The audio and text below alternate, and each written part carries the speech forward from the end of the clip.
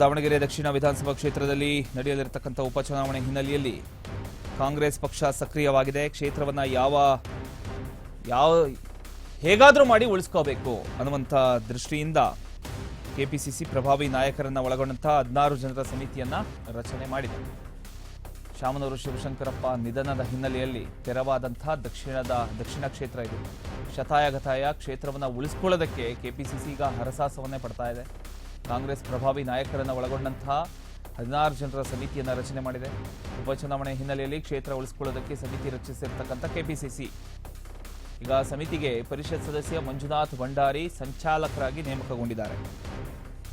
ಅಭ್ಯರ್ಥಿಗಳ ಶಿಫಾರಸು, ಆಯ್ಕೆ ಪ್ರಕ್ರಿಯೆ ಸೇರಿದಂತೆ ಪಕ್ಷದ ಗೆಲುವಿಗೆ ಟಾರ್ಗೆಟ್ ಅನ್ನು ಕೂಡ ನೀಡಲಾಗಿದೆ. ಸಚಿವರಾದ ಎಸ್ ಮಲ್ಲಿಕಾರ್ಜುನ, ಜಮೀರ್ ಅಹಮದ್ ಖಾನ್, ಕೆಎಚ್ ಮುನಿಯಪ್ಪ, ಈಶ್ವರ್ ಖಂಡ್ರೆ, ಕೃಷ್ಣ ಬೈರೇಗೌಡ, ಲಕ್ಷ್ಮೀ ಹೆಬ್ಬಾಳ್ಕರ್, ಶರಣ ಪ್ರಕಾಶ್ ಪಾಟೀಲ್, ಮಧು ಬಂಗಾರಪ್ಪ, ಪ್ರಿಯಾಂಕ್ ಖರ್ಗೆ, ಸಂತೋಷ್ ಲಾಡ್, ಪರಿಷತ್ ಸದಸ್ಯ ಸಲೀಂ ಅಹಮದ್, ಮಾಜಿ ಪರಿಷತ್ ಸದಸ್ಯ ವಿಆರ್ ಸುದರ್ಶನ್, ಮಾಜಿ ಸಚಿವರಾದಂತಹ ಎಚ್ಎಂ ರೇವಣ್ಣ, ಎಚ್ ಆಂಜನೇಯ, ತನ್ವೀರ್ ಸೇಠ್ ಒಳಗೊಂಡಂತಹ ಸಮಿತಿ ಅಭ್ಯರ್ಥಿಗಳ ಶಿಫಾರಸು, ಆಯ್ಕೆ ಪ್ರಕ್ರಿಯೆ ಸೇರಿದಂತೆ ಪಕ್ಷದ ಗೆಲುವಿಗೆ ಟಾರ್ಗೆಟ್ ನೀಡಿದೆ ಕೆಪಿಸಿಸಿ.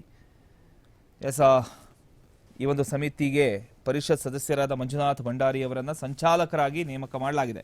ಅಭ್ಯರ್ಥಿಗಳ ಶಿಫಾರಸು, ಆಯ್ಕೆ ಪ್ರಕ್ರಿಯೆ ಹಾಗೂ ಕ್ಷೇತ್ರದಲ್ಲಿ ಪಕ್ಷದ ಗೆಲುವು ಸಾಧಿಸುವುದಕ್ಕೆ ಸಮಿತಿಗೆ ವಿಶೇಷ ಟಾರ್ಗೆಟ್ ಅನ್ನು ಕೂಡ ಕೊಟ್ಟಿದ್ದಾರೆ.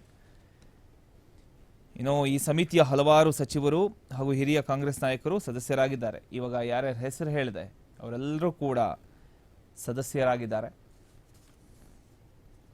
ಇನ್ನು ಪರಿಷತ್ ಸದಸ್ಯರಾದ ಸಲೀಂ ಅಹಮದ್, ಮಾಜಿ ಪರಿಷತ್ ಸದಸ್ಯ ವಿಆರ್ ಸುದರ್ಶನ್, ಮಾಜಿ ಸಚಿವರಾದ ಎಚ್ಎಂ ರೇವಣ್ಣ, ಎಚ್ ಆಂಜನೇಯ ಹಾಗೂ ತನ್ವೀರ್ ಸೇಠ್ ಸೇರಿದಂತೆ ಹಲವು ನಾಯಕರು ಸಮಿತಿಯಲ್ಲಿ ಸೇರ್ಕೊಂಡಿದ್ದಾರೆ.